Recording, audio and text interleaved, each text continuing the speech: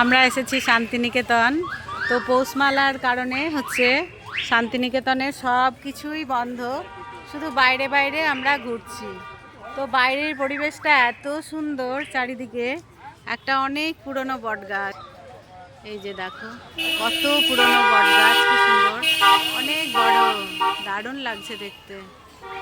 চারিদিকে ফুল গাছে ভর্তি, ফুলের বাগান, আর লোকজনের প্রচুর ভিড়, কিন্তু ভিতরে যাওয়া যাচ্ছে না, সব বন্ধ। এই যে এদিকেও ফুলের বাগান, এদিকে ছেলেরা রাবড়ি খাচ্ছে,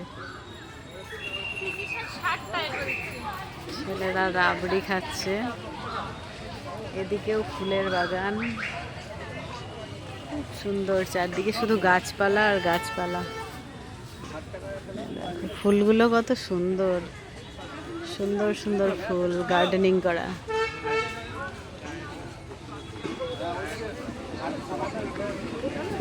তো বাইরে বাইরে একটু ঘুরে নিই, তারপরে আমরা বেরিয়ে যাব।